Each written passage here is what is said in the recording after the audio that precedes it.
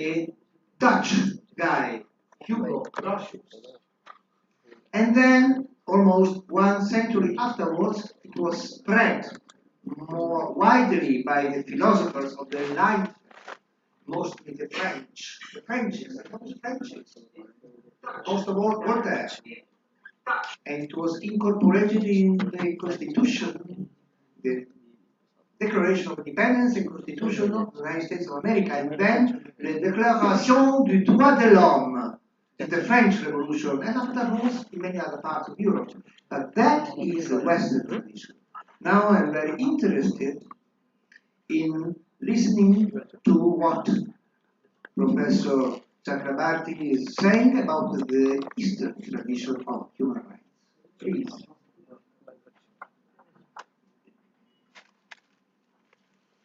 Thank you, Professor Cosimo Franco Muni.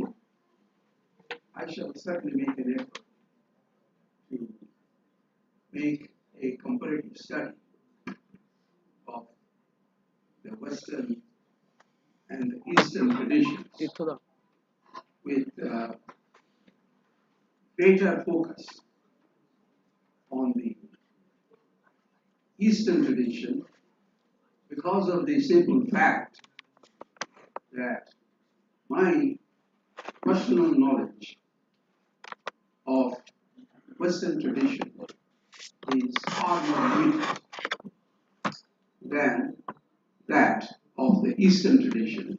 I do not imply at all that I am an expert on the Eastern tradition. It is just a matter of degrees that I am more comfortable and more based, both for reasons of being born and brought up in India, and having spent the kind of time on academic work that I have been through for all these 65 plus years. That is why I'm going to focus more on the Eastern tradition, though, as I have already said, this will be a comparative study, not confined to just one tradition, but a comparative study of both traditions. To study ethical implications of the impact of globalization on education, culture, society, especially the national curricula.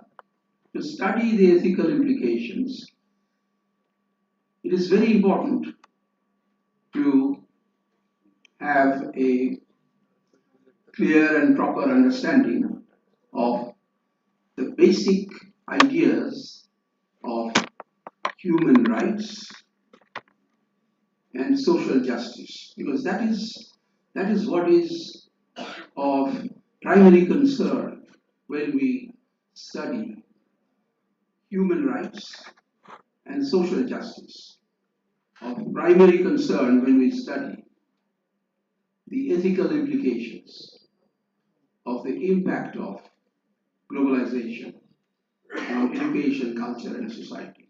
So these are absolutely necessary conceptual tools to prepare the foundation of this very critically important study, because globalization is impacting substantially all of us, all over the world.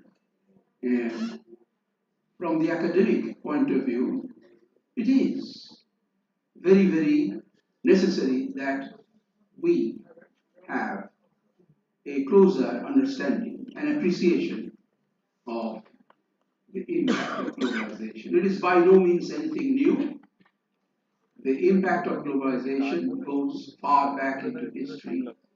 But I hope everybody will agree that because of the vast changes in technology, in recent times, the globalization and its impact has become much, much more intense, and therefore much, much more important for academic evaluation. Social justice is deeply connected with human rights. Human rights, such as the right to religious freedom, have in modern times been recognized both in international law and in the laws of many nations. But religious freedom is not protected in the laws of some modern states, such as Saudi Arabia.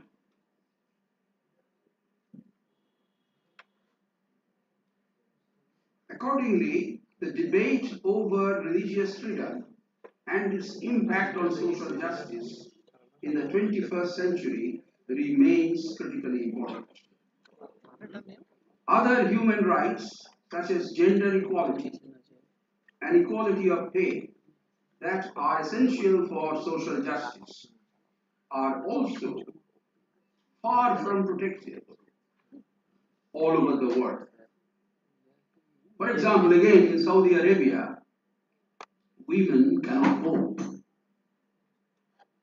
In Afghanistan, women cannot attend institutions of higher learning.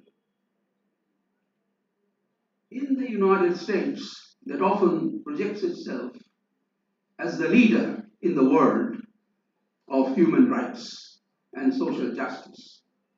What is happening in the United States? I've been living there for a very, very long time, so I know it from my own personal observation and experience. And I can back it up with data collected by such highly respected organizations as the RAND Corporation, the World Bank, and so on. If you are curious, in the in the United States, women today make less than 80% of what men make for the same kind of work. And the situation is worse in many other nations. When it comes to healthcare and education, the situation is no better. While universal healthcare is provided in some countries, millions in the United States. Again, I go back to the United States, that continuously projects itself as the leader of human rights in the world today. While universal healthcare is provided in some countries, not in the United States, though it projects itself as the leader. Millions in the United States do not have access to healthcare. Millions more may lose access to healthcare in the future.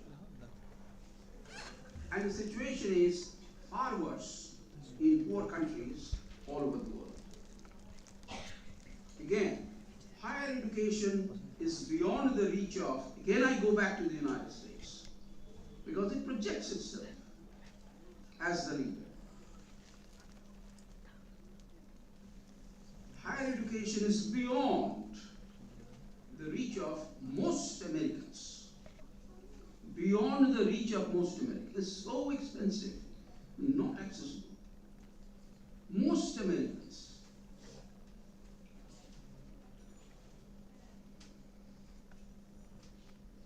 And even basic schooling is a distant dream for the poor in many countries of the world. The above is only a brief and very incomplete sketch of the impediments to social justice in the world today. Philosophers have their share in the responsibility to address the grim scenario by providing appropriate moral foundations for social justice.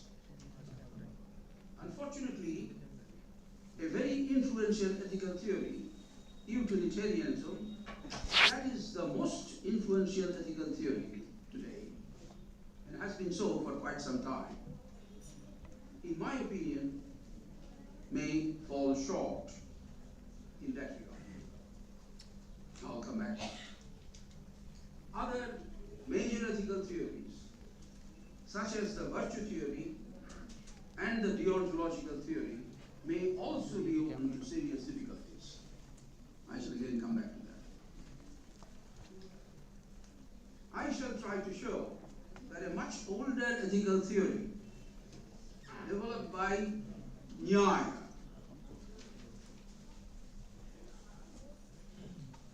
philosophers in India, especially by Gangesha, the name of one Nyaya philosopher of the 13th century, may have more promise than these much, much better known Western ethical theories.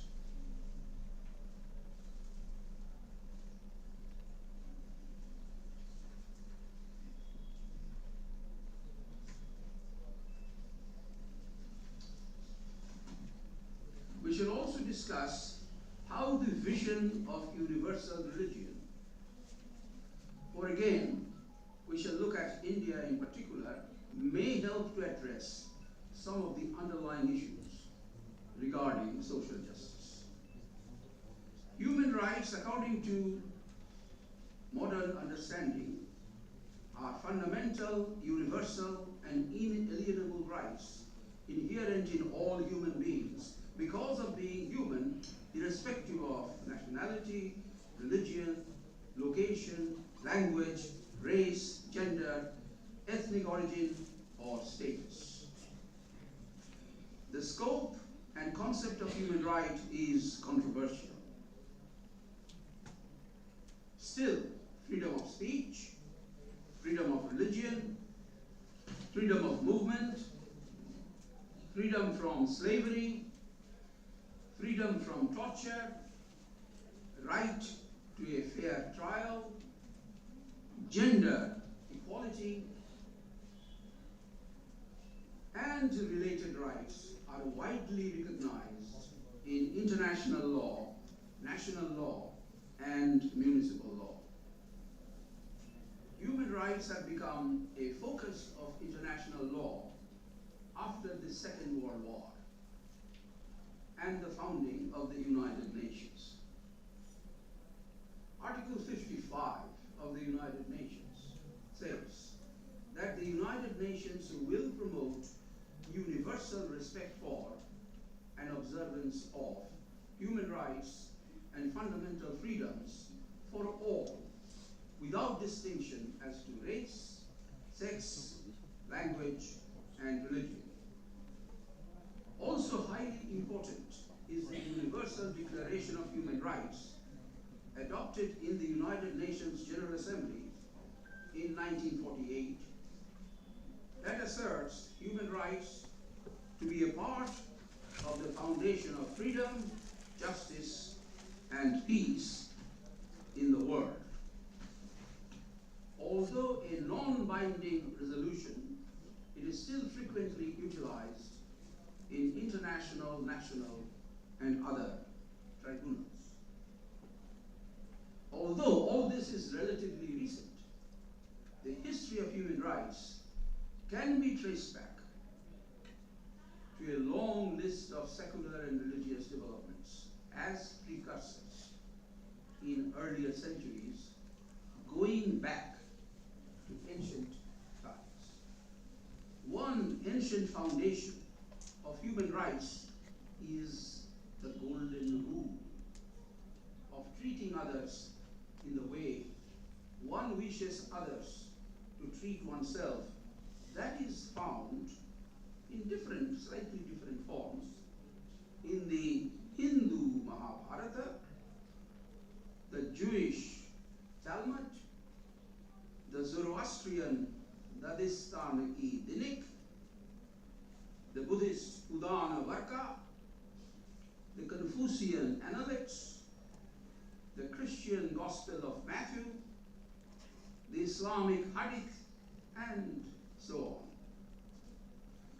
Also important are such documents as, to name only a few, the Constitution of Medina, 622 AD, Al-Rasaliya Al-Lakak, 659 699 to 730 AD.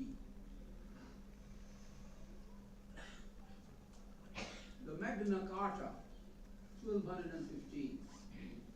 The 12 Articles of Memmingen, 1525. The English Bill of Rights, 1689. The French Declaration of the Rights of Man and of the Citizen, 1789. And the Bill of Rights in the United States Constitution, 1791. The human rights discourse was anticipated in the concept of natural rights, which was developed in the medieval natural law tradition. St. Thomas famously held that law or right flows from the divine nature. All human institutions are subordinate to the lex naturalis, upon which is based morality and the life of society. The political state is necessary, but is a preparation for the higher community of the state of God. The natural law tradition became influential in the European Enlightenment led by John Locke, Francis Hutchinson, and others.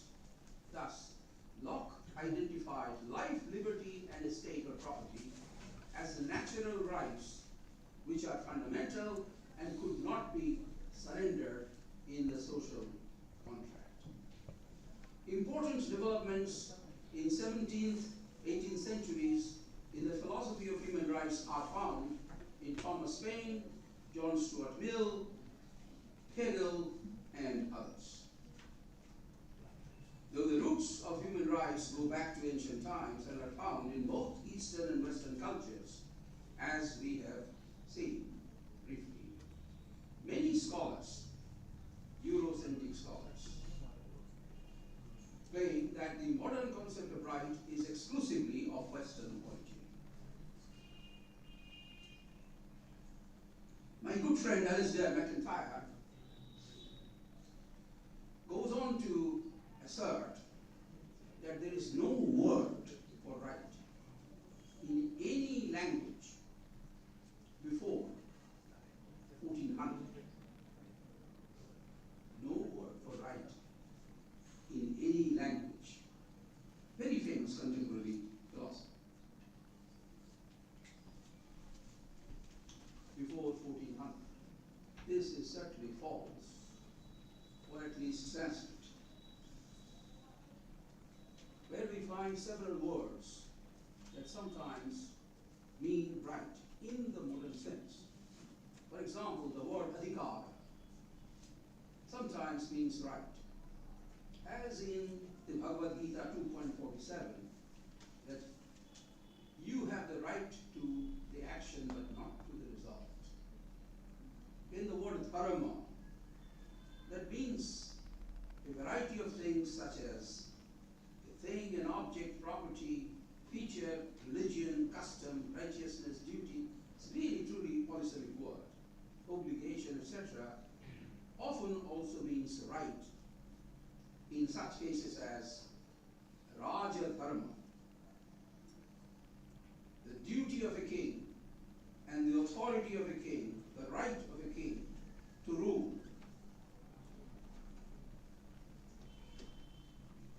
That includes the right to dispense punishment and implies the obligation of subjects, Raja Dharma, the obligation of subjects to reciprocate. There are also words for specific rights, such as swatwa, that means ownership, and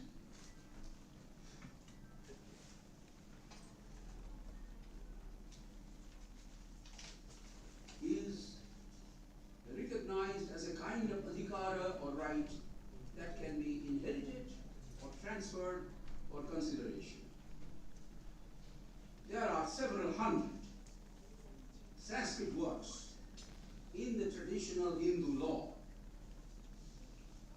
on these property rights and other civil rights. That right rights, in addition to obligations and liabilities, are mentioned in Hindu law works is consistent with the fact that the Hindu discussion of ethical concepts about duties clearly imply rights. For example, we take a quick look at the ethics of the Nyaya school that I mentioned, and that is one of the 6 orthodox schools of Hindu philosophy. Consideration for others is essential for individual moral progress according to the Nyaya. Thus, the Nyaya Bhashya of the 2nd century BCE of Vatsyayana mentions 10 bad acts or dispositions that are causal conditions of demerit. These include violence, stealing, sexual transgression, false speech, harsh speech, harping on others' faults, speaking incoherently, enmity towards others, and coveting others' possessions.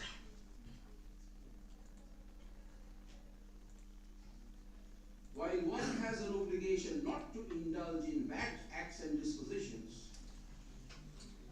one also has an obligation to practice good acts and develop good dispositions,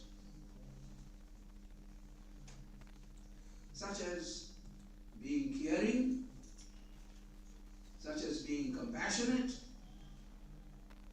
helping others, trying to relieve their distress and suffering without regard to one's own interest. Karuna,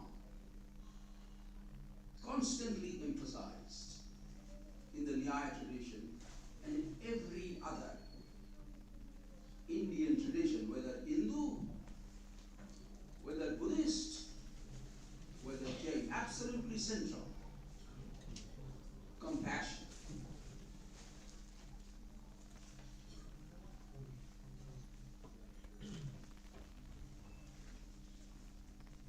So, recognition of both the so-called bad acts and dispositions, the idea is to develop, build through practice, performing again and again the good acts, to have a firm. The analogy is that of a burning lamp in a windless place that will not sway. Avoid the bad acts, do not build the bad dispositions. Continuously, repeatedly do the good ones and build the unwavering good disposition.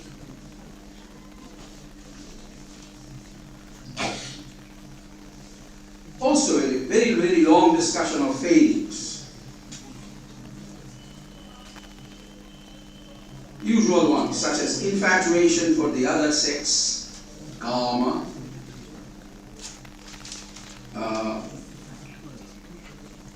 unwillingness to share with others what is not depleted by use, matsara. Why should you not share it with others? It is not going to be depleted. Share it, etc.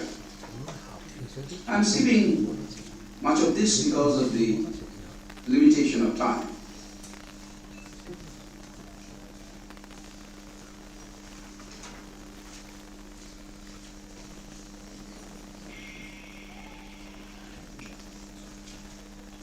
Rights are also clearly implied in the traditional Hindu, Buddhist and Jain conception of wealth or artha as one of the 4 basic values of wealth, pleasure or happiness, righteousness, dharma, and liberation or moksha. In that hierarchical order, do not reverse the order. The Manu Samhita, the most famous Hindu work on law,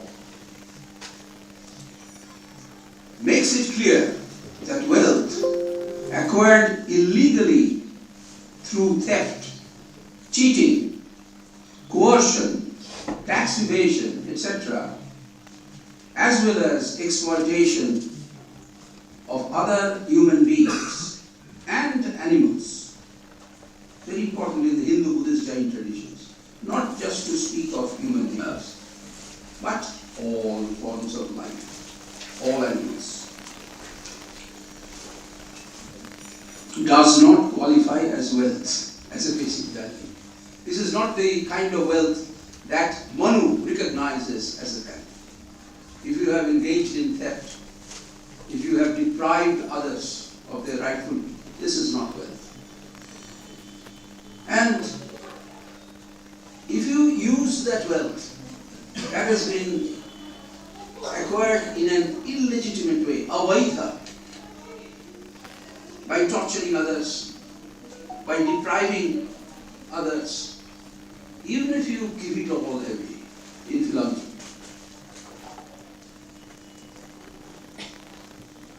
will that change the status of that wealth into no? It will still remain tainted. This is how important human rights are. How basic and fundamental. In the Hindu, Buddhist, Jain perspective.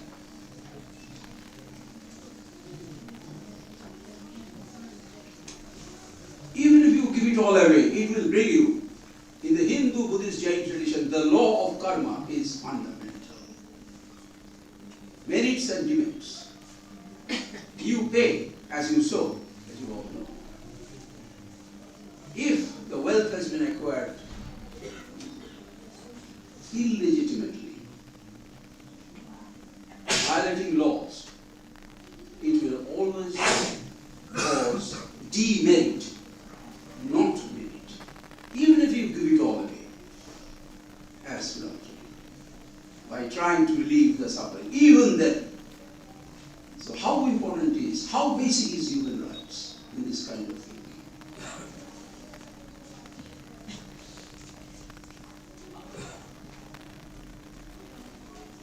I have mentioned the Eurocentric view that right is a Western idea. As a further response, I shall dwell briefly upon some developments in India about certain human rights without implying that the Indian contribution is any more substantial than that of others. First, religious tolerance and freedom that is recognized in the Hindu tradition from earliest times. Rig Veda itself, that for many scholars is the oldest book of substance surviving in the world. Thus, the Rig Veda declares that the being is one, ekam sat. The wise speak of it in many different ways. Vipra, Vahudha, Vadanti.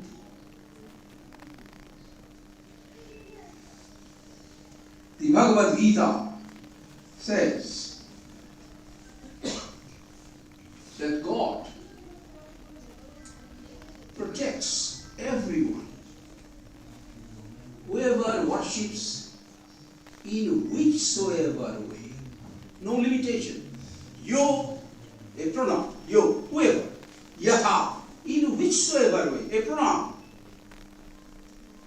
Tangs, tathaiva, bhajamya. This is the assurance coming from God. Even if you are a Muslim, a Christian, you are protected. That is God's assurance. Commitment.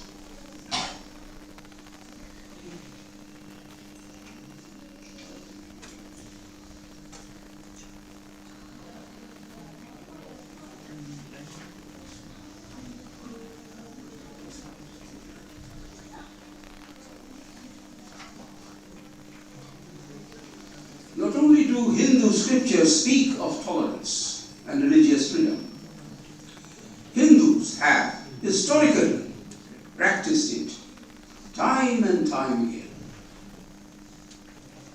For example, Zoroastrianism has disappeared from its homeland, Iran. No Zoroastrians. With the advent of Islam, but it still survives in small pockets in some parts of India. Only in India. Very ancient religion, Zoroastrianism. Nowhere else in the world. Unless the Hindus, the majority religion, offered them protection, they could not offer.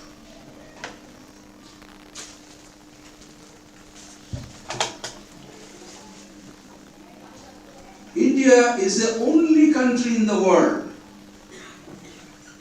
where the Jews have lived for more than 1,000 years and have never been persecuted, as they have been in Europe, again and again and again.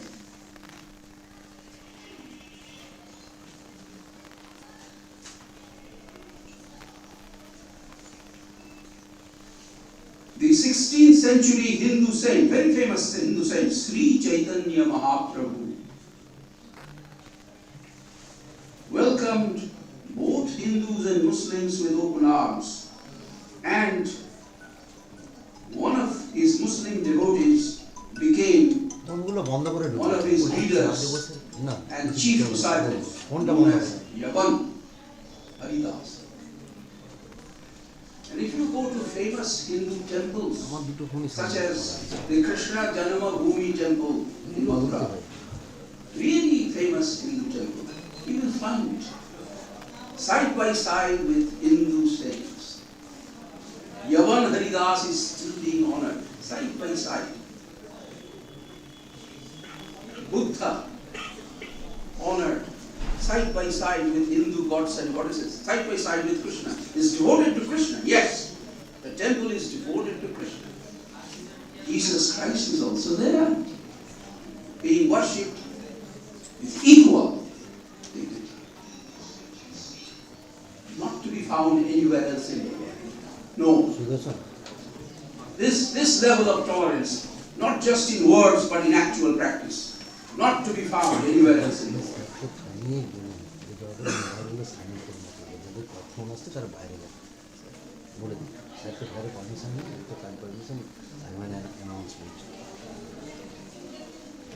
As we all know, Tibetan Buddhism is under great censorship in its homeland Tibet since the Chinese occupation of Tibet. Even the Dalai Lama, the head of Tibetan Buddhism order, had to leave Tibet and has not been able to return to Tibet. Where are Tibetan Buddhists? Tibetan Buddhists taking refuge in large numbers. Where? In India. This is the only place in the world where they find protection. The government of India has offered them protection against the wrath and ire of the Chinese government.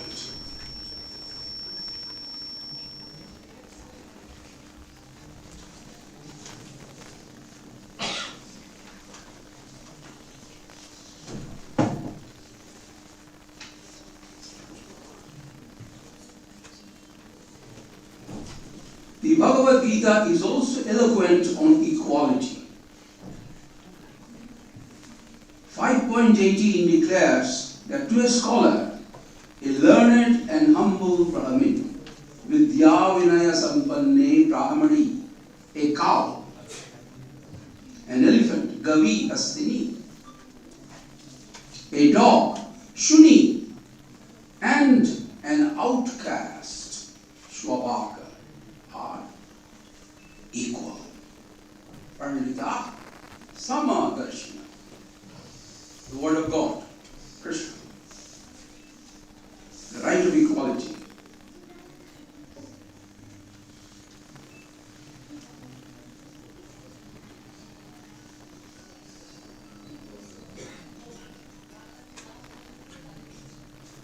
The right of equality is not confined to human beings only, as it is in the Abrahamic religious tradition. Remember the word dog. Even the lowly, humble dog in the Western perspective is as high as the most respectable human being. No form of life is any lower or higher than any other. This is the word of Krishna, the divine incarnation. No form of life is any higher or any lower than any other form of life. Very different from the Abrahamic perspective. You know, the story of Genesis. I don't have the time to go into all of that, but I'm assuming that you are aware of it.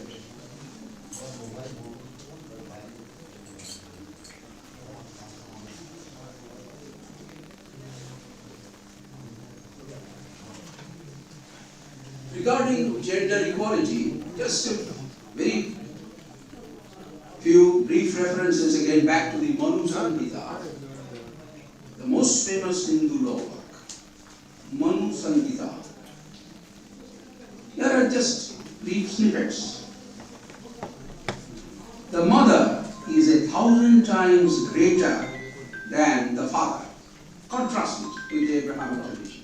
Yeah. Whether Jewish or Christian or Islamic, patriarchal, through and through, not Manu.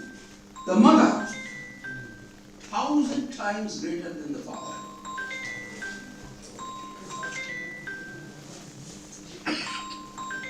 The aunt, not just the mother,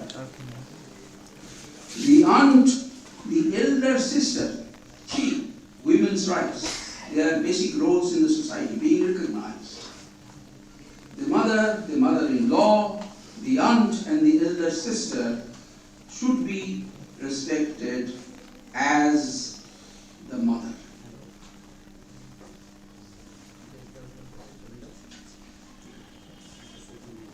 Manu goes on to claim that even a king must make way for a woman while passing. Even the king, not just ordinary men. This is Manu.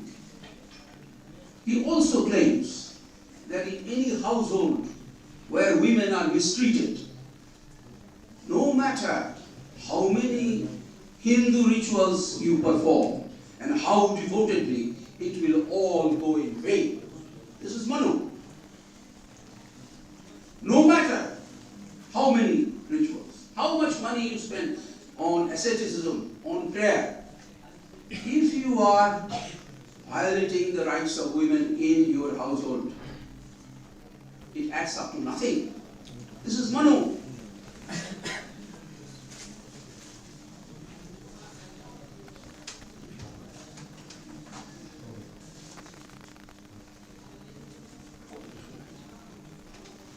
How much time do I have?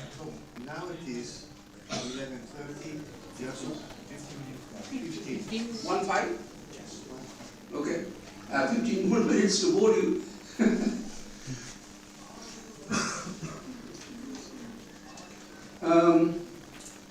Maybe, I have a very, very long paper still left. Maybe I can just stop it. You are getting the idea. I have not gone into the ethical theories yet, but if I had the time, I am a philosopher, and I would easily demonstrate that the leading contemporary ethical theories fall short. The theories of utilitarianism or Aristotle or Kant cannot provide the proper moral foundations for human rights and social justice. I'm just wondering, 15 minutes, if I get into that, I will not have an opportunity to get any feedback from you. So with your permission and the permission of the chair, perhaps I can leave that for possible discussion during a break, maybe, if that is all right. Yes. First of all, let us thank you, Professor Chakrabarti.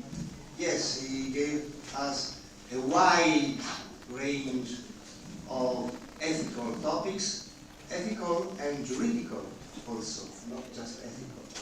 He mentioned the golden rule, ancient golden rule, shared by several ancient religions, didn't you? I did, yes. and the Constitution of Medina, and the considerations for some freedoms, freedom of speech, from torture, of movement, equalities, gender equality, race, religion equalities. So he dealt with a lot of topics. Also, he stressed how some philosophical theories can be one-sided. He mentioned utilitarianism and virtue ethics, and deontological is very, very philosophical, arcane word, which means the ethic of duty held by Kant. And he highlighted that they could be too one-sided. Also, he highlighted the gender equality, saying that no matter how many rituals you perform, if you violate the rights of women in your household, you are not an authorized man. And so he dealt with a lot of different topics, ethical and juridical also. So please, any questions? Please, take it back.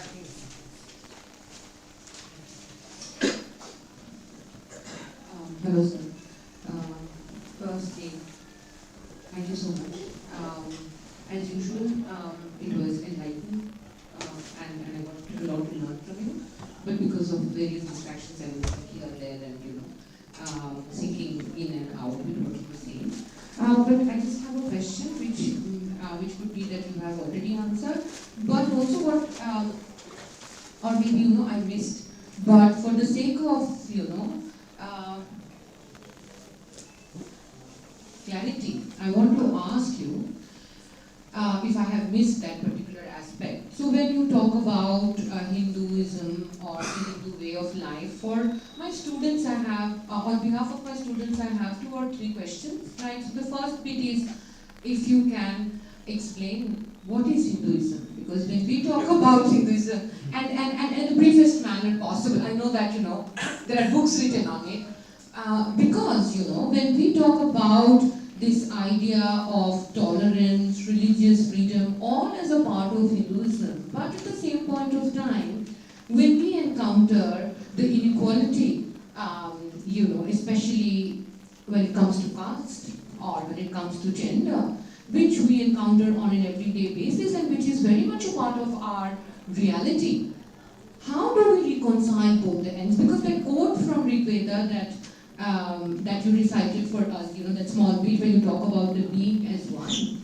and we all are part of that being, that's metaphysics, and that is the world of philosophers. So how do we, make a bridge between these 2 worlds? One is this idealistic world of metaphysics, and another is the real world. Can you please elaborate on any of these questions? Thank you, Madhuri.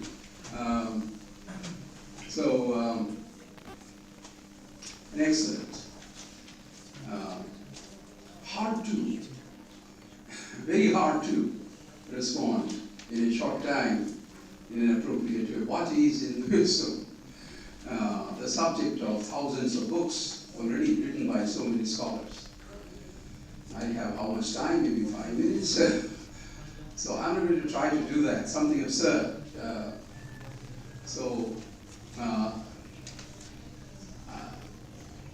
Basically, and at the risk of oversimplification, I will say the most fundamental thing in Hinduism is compassion, karuna. The scriptures, whether it is a Rig Veda, for understanding Hinduism, I am conservative. I have to rely on the scriptures, not what Western scholars have written about Hinduism or other modern scholars. For me, to understand Hinduism, the most important thing from the scholarly point of view is to study core. The Hindu scriptures are extremely vast, but at least the core, at least some of them, carefully If you do that, it's inescapable. You cannot miss it. It's everywhere. What is the most basic thing? It is karuna, relieving the suffering of others, or trying to, without regard to your own interest. This is what Hinduism, same thing in Buddhism. As you all know, Buddha was born a Hindu and lived as a Hindu for a long part of his life. So no surprise there. And also Jainism. The founders of Jainism, India is their homeland as well. Parshvanatha, Mahavira and other founders, obviously deeply aware and influenced by these much, much older Hindu ideas. No question, nobody disputes any of this. So no surprise that compassion is a fundamental duty in each one of these three indigenous Hindu, Buddhist and Jain religions. So that is the most basic thing to learn about Hinduism as well as Buddhism and Jainism. Now the other main question that you asked is about the difference between the norm and the practice. The norm and the actual practice in daily life.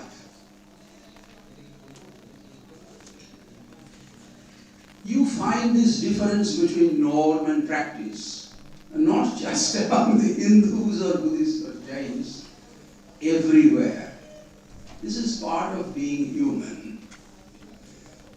Whether we are Christians or Muslims, Jews, whatever, Confucians, or Taoists or Hindus, if you study the Confucian analects and observe the daily lives of Orthodox Confucians, there will be a mismatch between the norm and the daily practice.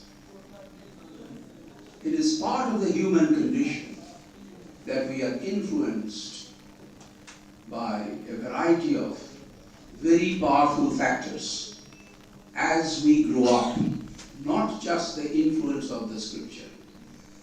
The scripture is an influence, true, but not the only one. There are so many other factors that shape our lives. Very powerful factors. That is partly the explanation of the difference between the norm and the practice. Still, knowing the norm and studying the norm is very important. It's still very important. Anybody else? Any other questions? Any other questions?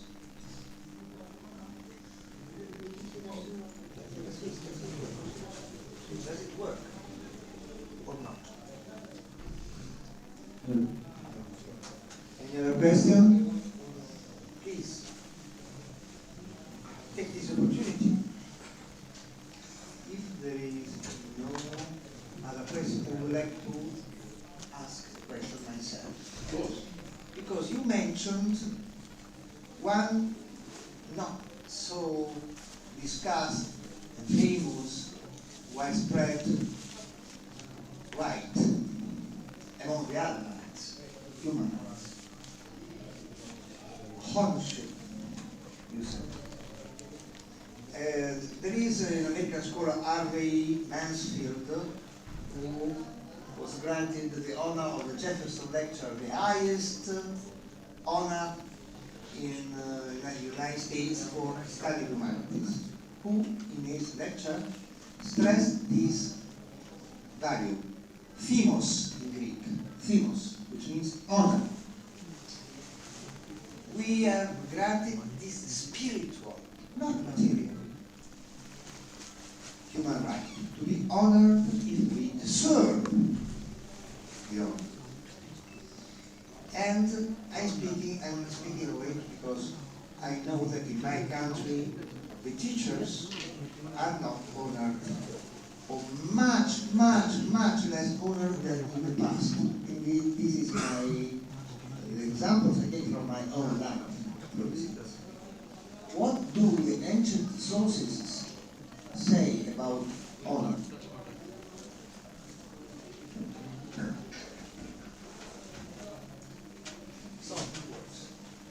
It's what?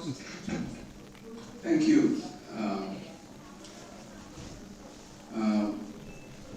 If by ancient sources you mean Sanskrit sources, Yeah. I'm more comfortable there than other ancient sources because of the limitations that I have.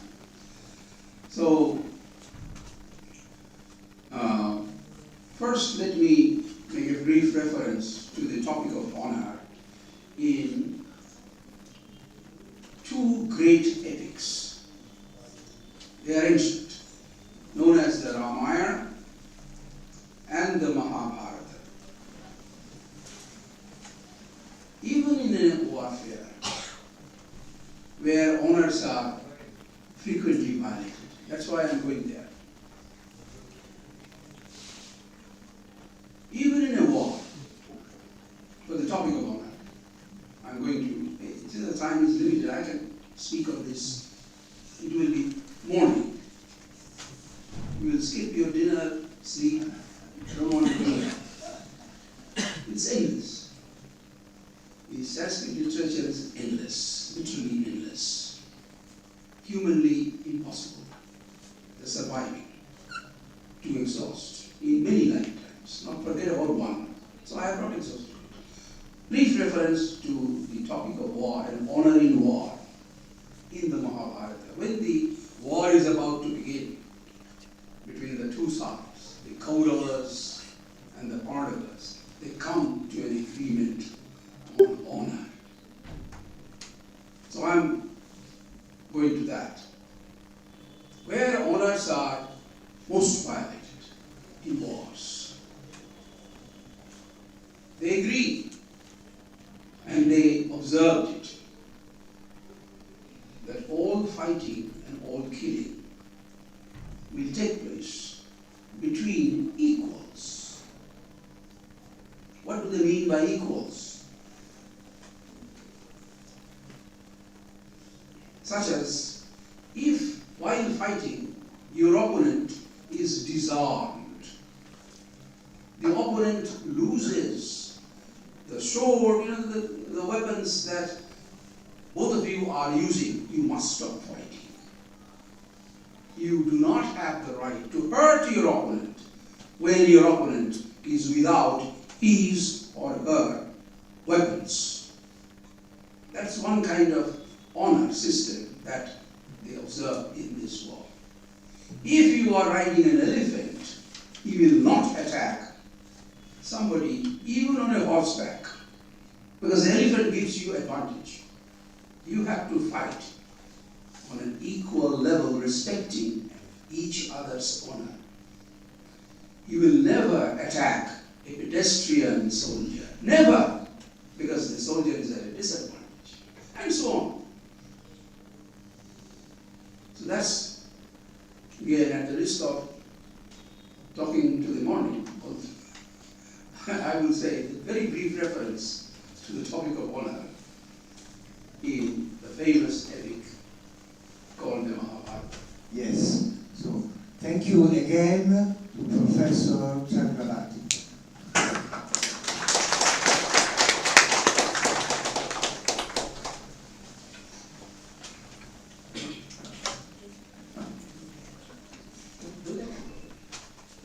Thank you, Cosmo Francomani, for chairing the session, and thanks to Kishore Chakraborty for his illuminating deliberation.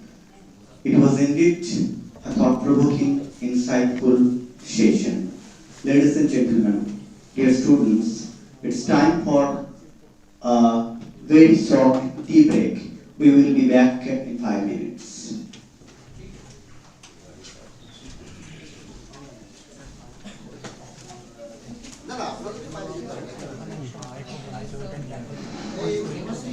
এটা চালু আছে, ওটা নিয়ে নিন, আপনার সুবিধা হবে।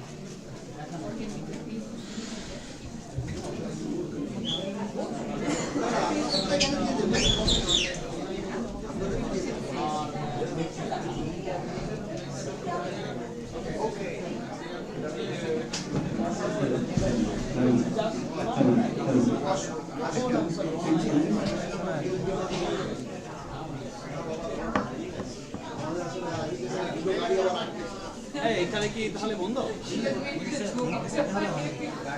এখন কি বন্ধ? টি ব্রেক আর একটা সেশন হবে লাঞ্চের আগে। হ্যাঁ, লাঞ্চের আগে।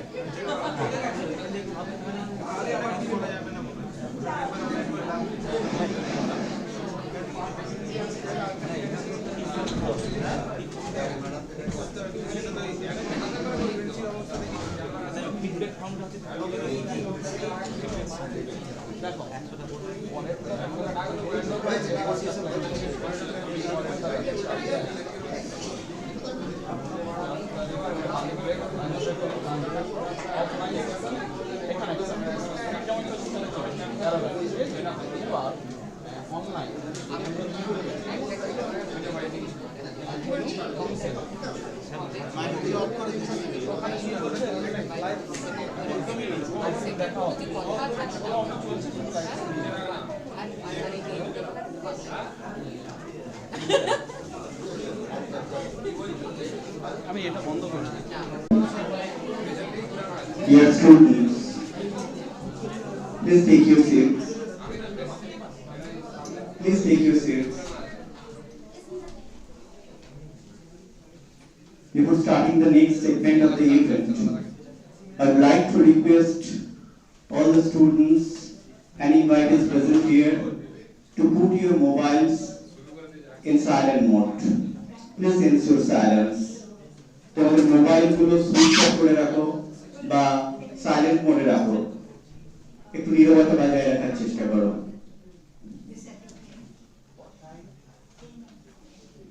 Thank you everyone. Moving on to the next segment of the event.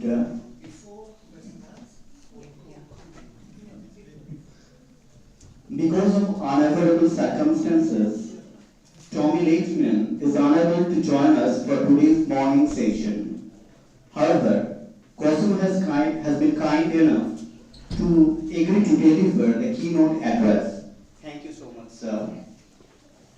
I'm pleased to invite Chandana Chakraborty, Executive Director of the Institute of Cross-Cultural Studies and Academic Exchange, Barrington, US, to chair the session. Over to you, ma'am. Good morning, everybody, though it's almost like noon. As your professor has said, that Professor Tommy Leitman from University of Warsaw is under the weather, is a bit sick, and Professor Frank Mooney is very kind, so he would be doing his presentation now, and he's a very respected scholar with his understanding of classical philosophy and also, I believe, in linguistic studies, and he has come all the way from Italy to here, the town of where Vidashavar was born. So I welcome Professor Frank Mooney to give his talk, and after that, if you have questions, you can raise your hand and we'll take the question answer session. Thank you, and thank you, Professor Mooney. You can start your talk.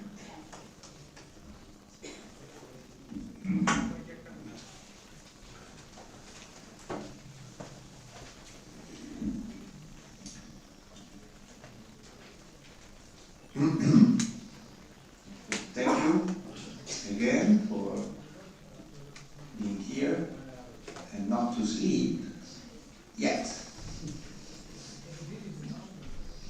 So about a, my opinion, venerable topic, even though not so well known. I'm an expert of Western history of philosophy. I'm an expert. It is decades, say more than 3 decades, that every year I teach courses about the ancient, medieval, modern, and contemporary Western philosophy. So the title of my paper is, on purpose, is paradoxical. Paradoxical is a Greek word which means beyond the common opinion, beyond the commonplace. Para, beyond. Commonplace, doxa. Doxa means commonplace in ancient Greek. And the paradoxical title of my paper is Mind is not the brain. Mind is not the brain.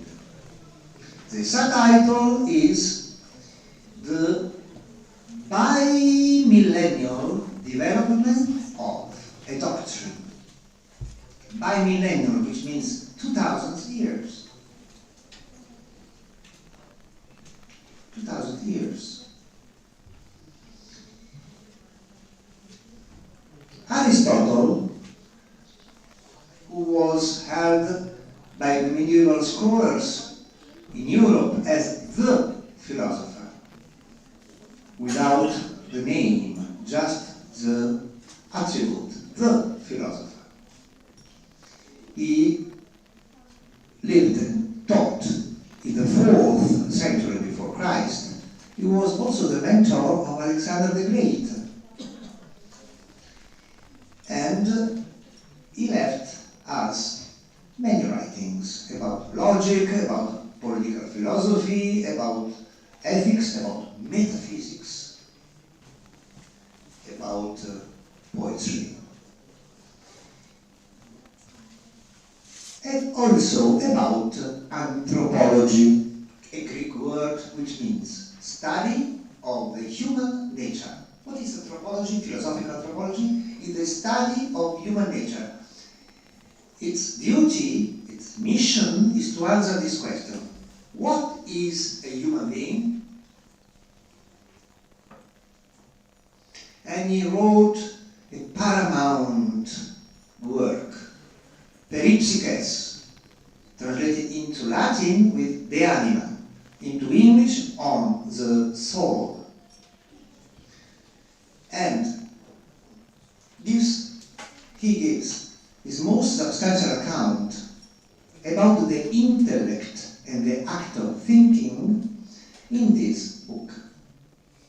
In chapter 3, which is the most commented passage of the entire history of Western philosophy,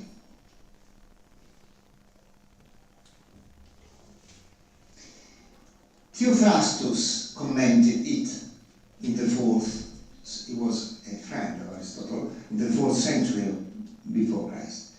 Alexander of Aphrodisias commented it in the 3rd century after Christ. Themistius in the 4th century after Christ. Simplicius in the 6th century after Christ, and all of them were pagans, Gentiles. But then Middle Ages came, and Avicenna, a very renowned Muslim Iranian philosopher of the 11th century, commented that passage.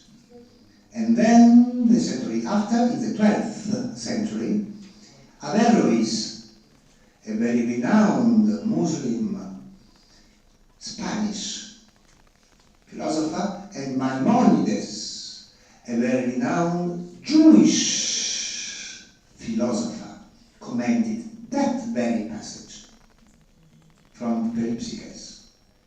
And then in the century after, the 13th, Thomas Aquinas, the best Catholic or Christian philosopher of the Middle Ages. And then in the Renaissance, some Italian scholars, Nifo, Cremonini, Achillini, Zimara, De Vio, and Pomponazzi, in the 16th century, the century of Italian Renaissance, commented that very passage by Aristotle. So, and that passage had got a lot of interpretations, sometimes strikingly different from each other. A scholar called this discussion a karaoke that lasted 2 millennia. 2 millennia. From the 4th century before Christ till the 16th after Christ. 2 millennia, actually. However, in the 17th century, with a renowned French philosopher, René Descartes, and the inception of modern philosophy, according to the convention of historians of Western philosophy, modern philosophy starts with Descartes. Descartes is meant to be the father of modern philosophy. This long discussion was interrupted and prevailed, undisputed, the idea of thought, of the act of thinking, as a private product of the individual person. It is not by chance that the icon, the graphic visual icon of this idea, that thinking is the act of private individual person, is a statue of a French sculptor of the end of the 19th century, Auguste Rodin. And the title of the statue is The Thinker. I think you have already seen, many of you have already seen it, because it's so popular. It is the icon in many advertisements, in many websites, in many writings of scholars. You can browse your mobile now and browsing the Googling, you can see Auguste Rodin, spelled, the surname is R-O-D-I-N, R-O-D-I-N, and The Thinker. The Thinker is depicted as a man, an individual man, who sits alone and is leaning on his arm, his head leaning on his arm, alone, and concentrating. Please don't be offended. And I want to give you a little joke. That act of thinking looks like very similar to the act of defecating. Sorry. However, in loneliness, privacy and loneliness is depicted as the main characteristic of the act of thinking. That is the message. This one I'm dealing with is a very difficult topic in itself.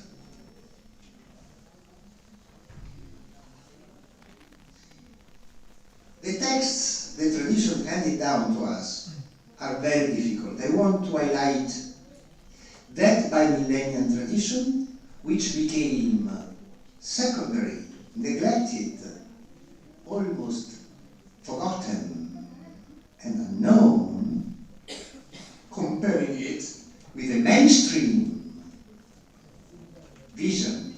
The mainstream vision starting with Descartes.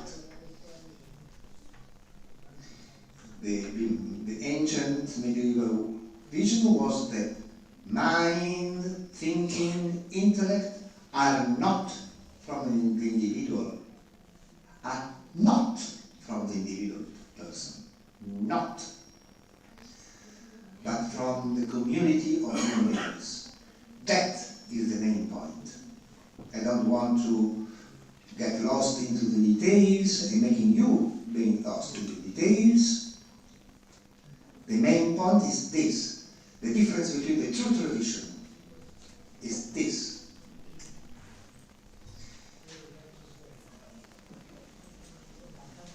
This topic is difficult. Why is it so difficult?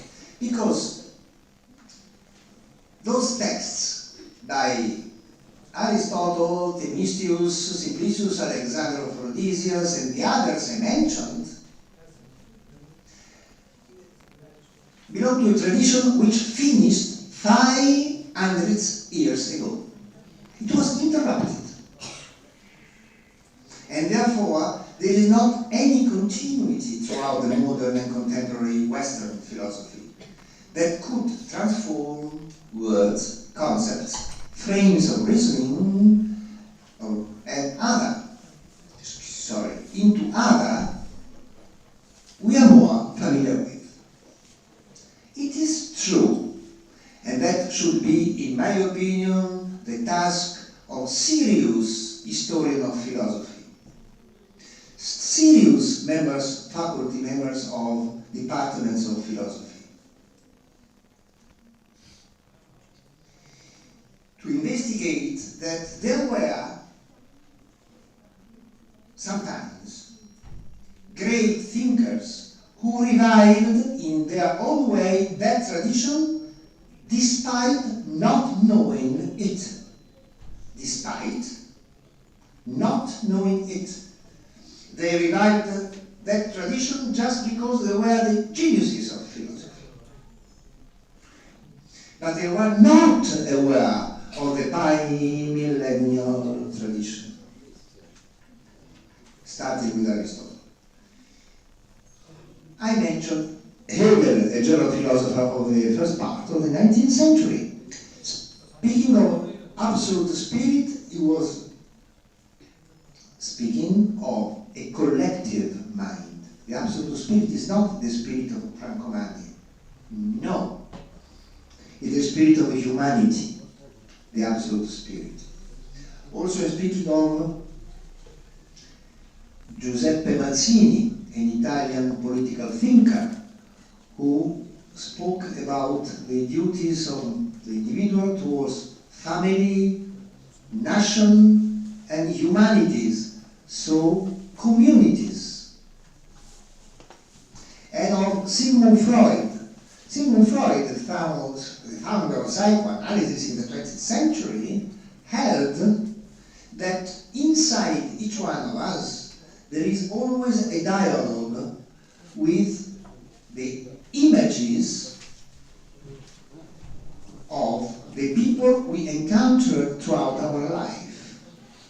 Mother, father, and all the others inside our psyche. Also Ferdinand de Saussure, the Swiss father of linguistics. Who is the father of philosophy language? Is he Wittgenstein? No. Is it Jacobson? No. He was. Ferdinand de Saussure. All the others came after him. And Ferdinand de Saussure held that thinking and speaking are not two acts. No, they are just one single act with two sides. The phonetic, graphical side, so the physical side, and the conceptual side. Thinking equals to speaking. That is in his Cours of Linguistique Générale of 1913. And also other, Karl Popper, the Anglo-Austrian philosopher who died in 1994, he held that there is a first world, the world of material things. Also our bodies are material things. Then there is a second world, the world of the process of sensing by sight, touch, smell, and imaging, storing the images of what we perceive by senses, is the psychological world, the world of act, of psychology. But there is a third word. What is the third word according to Karl Popper? Is the word of ideas. The word of ideas. Does it ring a bell? Yes, from Plato. The word of ideas. But according to the new Kantian Karl Popper, that word of ideas is not timeless. No.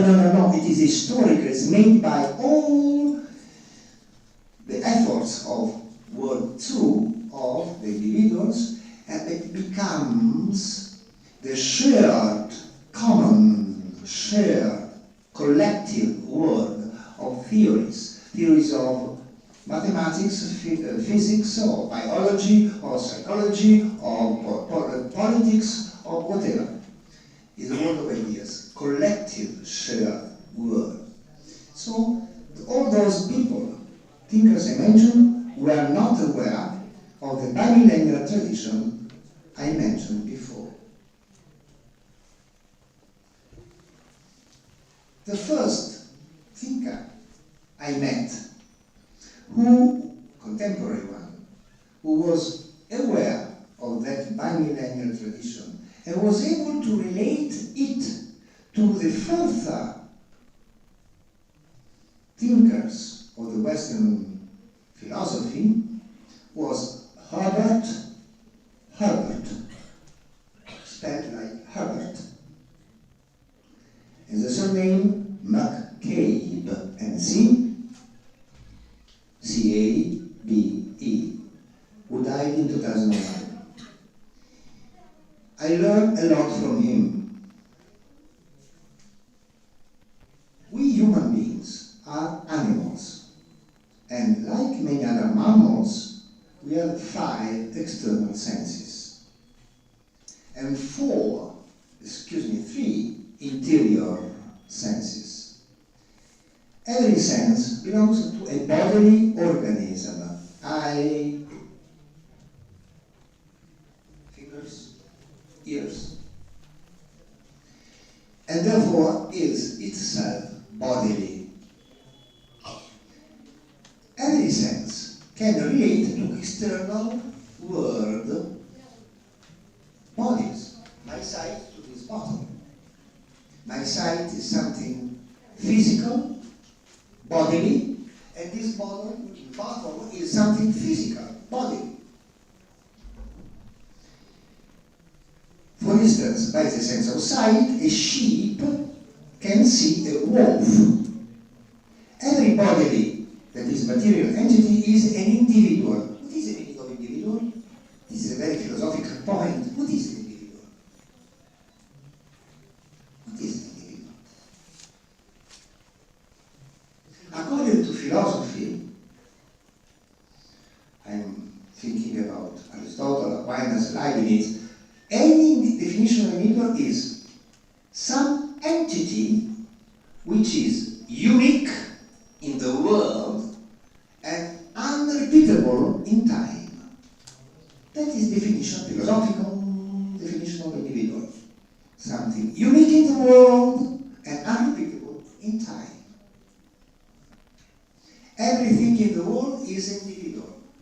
Yes, this bottle looks similar to the other bottle, but just roughly speaking, in a superficial way, if we analyze them by a microscope, we would see a lot of differences. Do you agree? Do you agree? Yes. Both of them are individuals.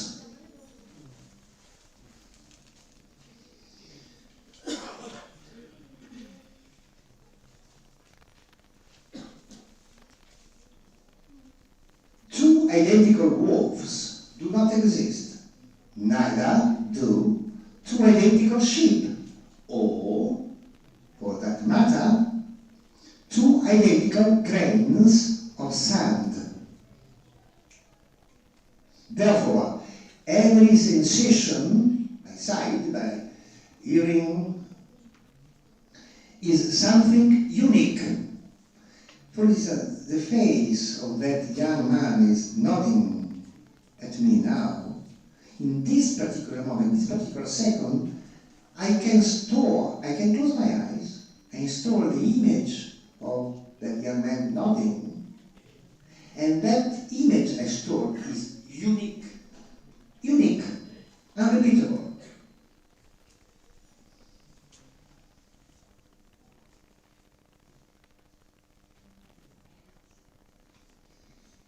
An interior sense is imagination. What is imagination? Is that by sense of sight I can see that young man nodding now. By the interior, sight is external sense. We need light in order to make it work. Do you agree? Whereas without light, I can close my eyes and still see his face. Mysterious, but true, isn't it? What I stored within my brain through my eyes is not the idea of face, because I can attribute the idea of face, the front part of a human head, with two eyes, provided two eyes, one nose and one mouth. That is the idea of face. I can attribute the idea of face to him, to me, to her, to you, to billions of other entities. But the image of the young man nodding is unique. So image is not an idea. An idea is something universal. An image is something individual. I can store in my brain, which is individual stuff, soft, precious, living, made of cells, called neurons, and individual, like my individual stomach and my individual fingers. I can store the image of that young man in my individual brain. And that is called imagination, this interior sense. We share that interior sense with many mammals, all the mammals actually. Apart from bats, perhaps. Because we humans, like other animals, also seek what is not currently present to our external senses. My currently presence of this bottle, of this lady, but when I come to Italy, safely, I hope, I will see the face of Chandana still. How? By means of pictures. But I don't need pictures. I've stored that unique item in my unique item, which is my brain. So we need to preserve images. Another interior sense is called, in the Latin medieval tradition, sensus estimativus, an evaluation of the world, which makes us feel both attraction and repulsion. Evaluation of the world. Attraction and repulsion. In the experiences of our life, the last interior senses is sense memory. Just as imagination stores sense images, I provided you with the face of the young man, the face of Chandana. So, sense memory stores the tendencies evoked by my evaluation of the world, by the second interior sense. That is attraction and repulsion. Let us test yourself. Let us test ourselves and test yourself. You can remember or recall the first day of your primary school. Can you? Can't you? or some other important event of our life, good or bad. And that memory is called sense memory, in order to distinguish it from another memory, and I will speak in a few seconds. Why is it called sense memory? Because if you, me, we recall our first day of our primary school, we could put it into the past. The sense memory gives us, says Thomas Aquinas, followed by McCabe, the sense of time, of flowing of time. I remember that I was scared. I felt repulsion because all those unknown, dangerous kids, but also attracted by the possibility, the opportunity to play with them and to learn new things at school. Attraction, repulsion, that gives us the sense of passing of time, the sense of time, sense because it is about evaluations of the world. Attraction and repulsion.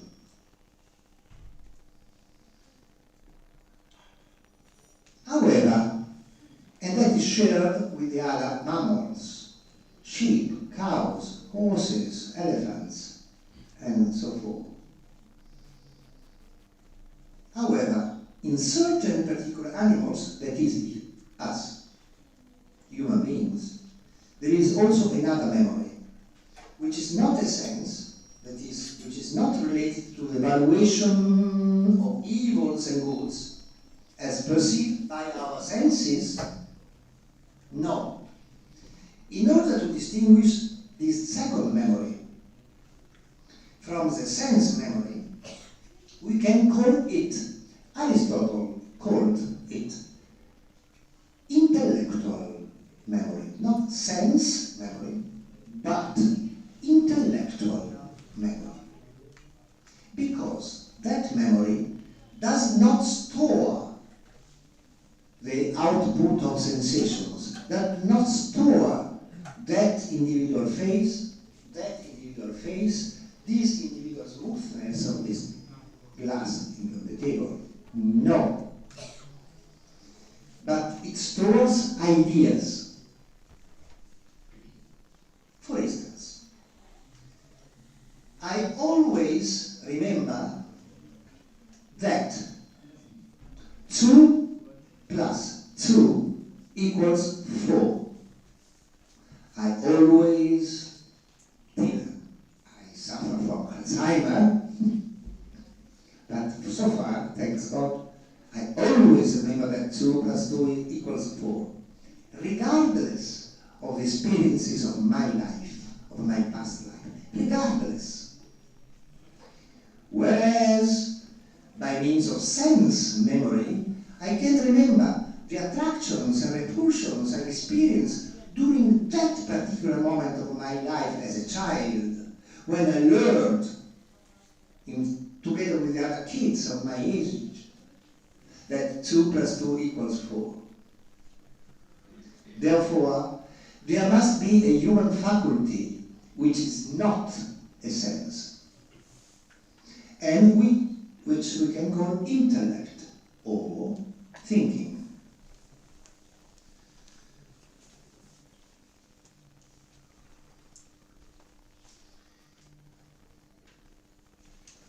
So, what is a thought? What is an idea? I have to cut and shorten the paragraphs of my paper. What is an idea? What is a concept? Thought. Concept. Ideas in the Western tradition are just synonyms. What is an idea? It's something floating in the air, a sort of gas, blue gas. No, that is just fantasy. An idea does not float in the air. It's not just thinner than this table, but still material like this table. No. An idea is not material. Why is not material? The philosophical answer, that is a very philosophical point. An idea is not material for just one reason, because it is not an individual. I repeat this philosophical point of paramount importance. An idea, also said concept, also said thought, is not material for just one reason, because it is not an individual. Oh, what is it if it is not an individual? It is a set, it is a group, it is a category, it is a class. That is the very nature of an idea. The idea of bottle is a container more tall than wide, which contains liquids. And that definition is not an individual. It applies to billions of individuals.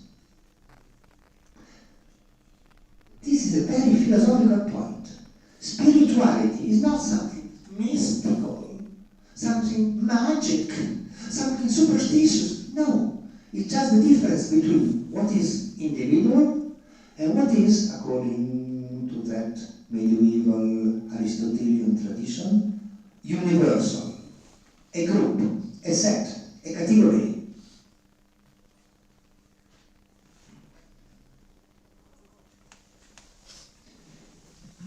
The brain and the mind.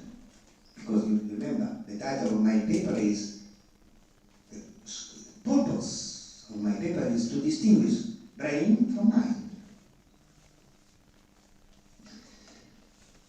I'm not aware of any direct influences on Herbert McCabe from Karl Popper and John Eccles' book, because Karl Popper, the philosopher I mentioned before, together with a Nobel Prize for Medicine, John Eccles, Nobel Prize for Medicine, Sir John Eccles, together jointly wrote a book titled The Mind and Its Brain. Not the brain and its mind. Well, the two authors refuse the reductionist, simplistic, superficial theory which argues that brain and mind are the same thing. It is a widespread commonplace, isn't it? Isn't it?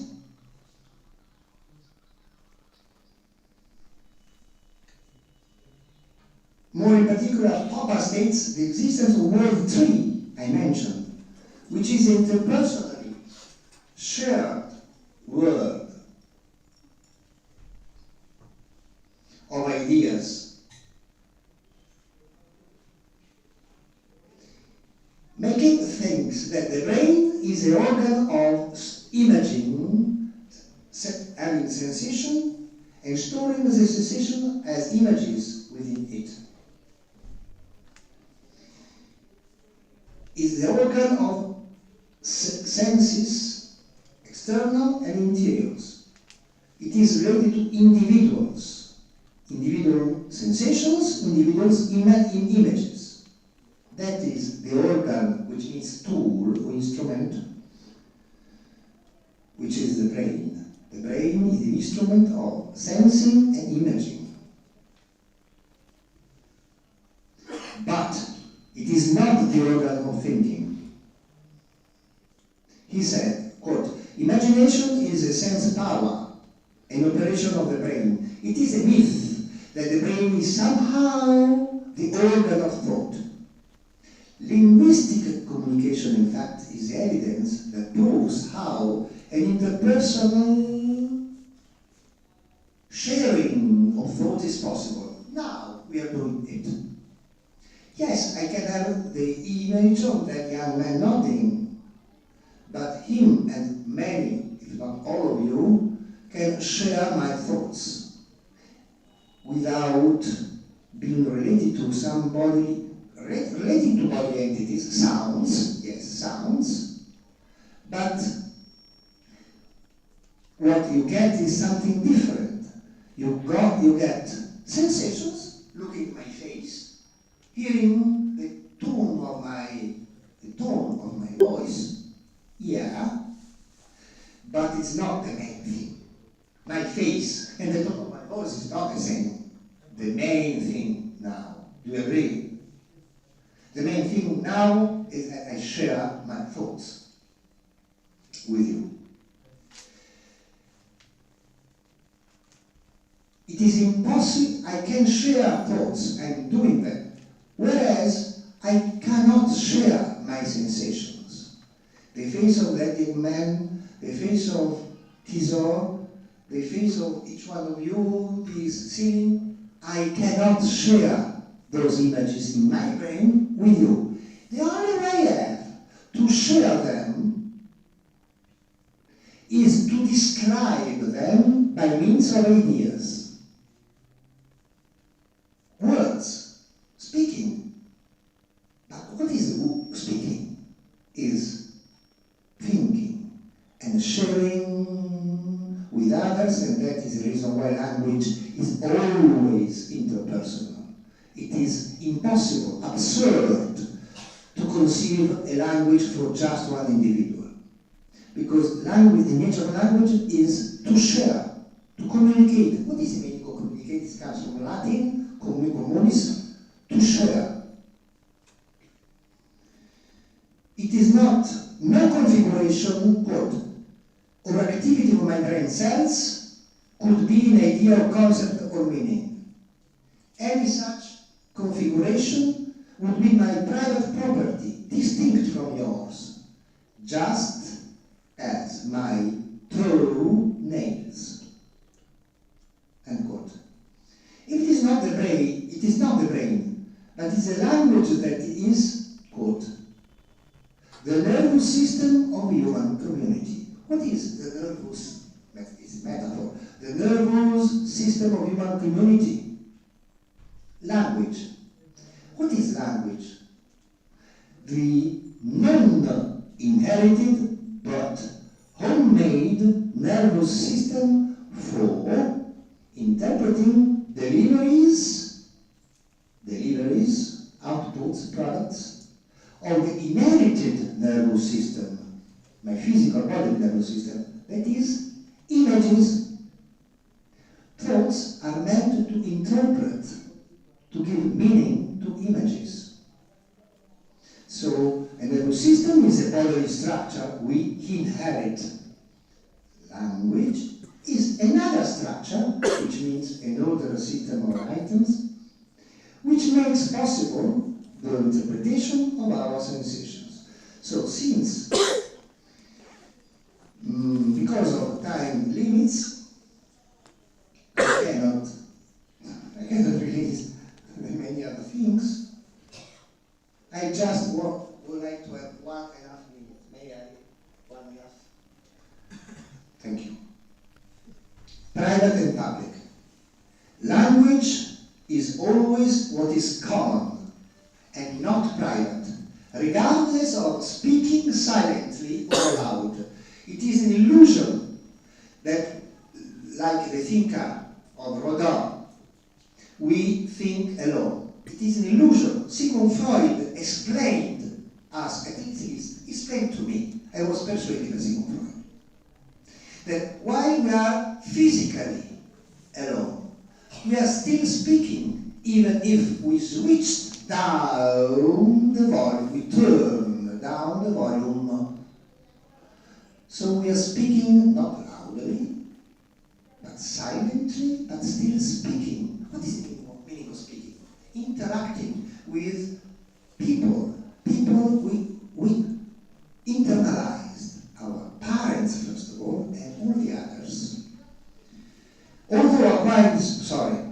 Both Aquinas and a recent philosopher, Ludwig Wittgenstein, think that there cannot be such a thing as a private language. It is true that that since all of us human beings belong to the same biological species, our bodies are similar, and so our sensations, given the situation, are similar. You see this, look at this bottle, and it looks transparent. The liquid looks transparent, because our bodies belong to the same animal species. So our senses, our organs are similar. Similar, not identical. Nevertheless, you cannot have my sensations, cannot store my images. You cannot. It is impossible. Even for my brother, my mother, my dearest friend, it is impossible. No intimate relationship can grant you to share sensations, sentiments, feelings. It is impossible. We can share just thoughts. Thank you for your attention.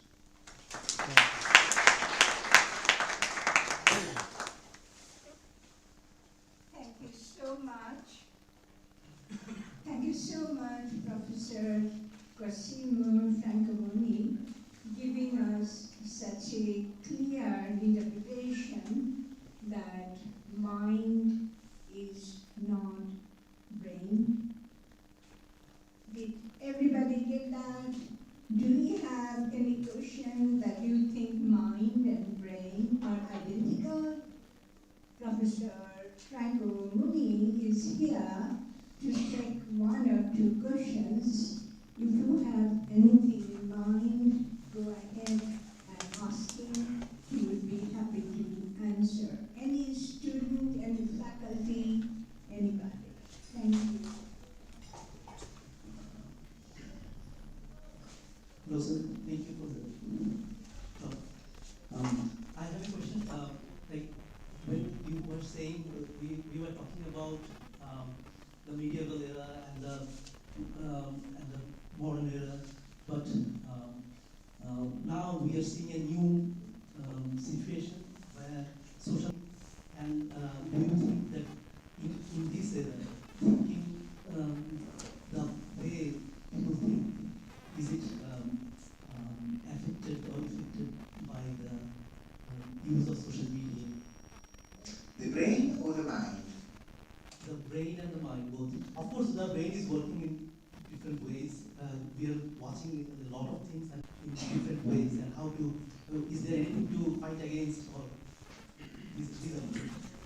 Okay, I think I got your question. The substance. Because I teach young people that they like Instagram, they like TikTok, which are social media focused on images. Focused on images. So an image can give us hints. They can allude to thoughts, even if in a very, very ambiguous way. We can see a young man, handsome young man, laughing and dancing, and we can think that he's happy, for instance. But can you, if you ponder my example, just 10 seconds, 15 seconds, are you sure that it is true, that it's necessarily true, that if I'm smiling and laughing, if I'm young and handsome and dance skillfully, I'm happy? That is just an example. The images are ambiguous, are very, very ambiguous. You understand the word ambiguous? It means they don't give exact, certain statements. As for the mind, so our thoughts, I think it is affected. Our brain is affected. Experience, because of our previous thoughts, they hint through the media, social media, we read. That enlargement as for quantity of our mind, capability of thinking, like I was able to think, to understand. For instance, I give you an example. The stance, the tenets of the ultra super liberal Americans. Now they are called with a nickname, woke. I could understand and think of that by means of the internet, not living in Italy, by the means of internet. What I want to say, and I conclude my answer to your question, but it includes part of your question, is, because you say fight, you used the verb fight, didn't you? They, our ancestors, had to fight centuries and millennia ago. Why? Because, differently from what Plato had, the world of ideas, the world of thoughts, is not divine, is not divine, is only humanity knows Alexander of Rhodesius. Alexander of Rhodesius, in my opinion, fell into a very big mistake. He thought that in the interpersonal mind was divine, was God. I think it is a very big mistake. All the other tenets that are not Popper, for instance, or the others I mentioned, it is human-made, so we have to fight. Why do we have to fight? Because within the ideas, in the actual world they were less in quantity. Now there are many more because of the social media. But among the ideas, there are the true ideas, yes, but there are also the false ideas. Thank you very much.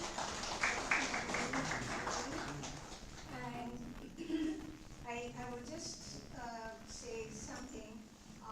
We have our next session, which for a break, that is that when Kalibala Dashi Memorial Hall.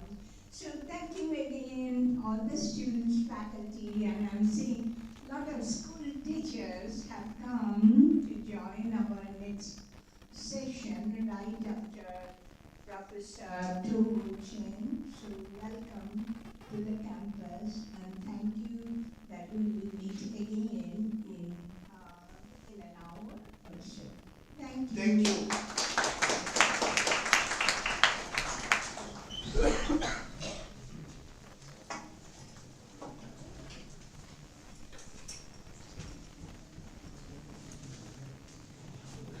Ladies and gentlemen, it's time for lunch break.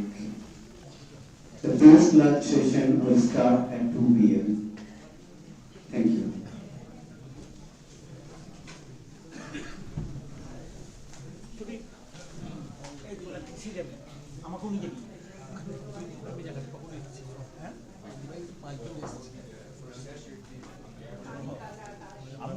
Already আমি এসেছি ওনার সাথে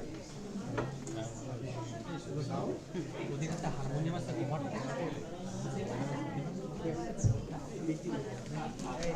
আমি ওনার সঙ্গে এসেছি কিন্তু দুটোবাটা রাখতে যাবে মনে হচ্ছে তুমি তার সঙ্গে যাবে রাতে যাও একা একা যাবে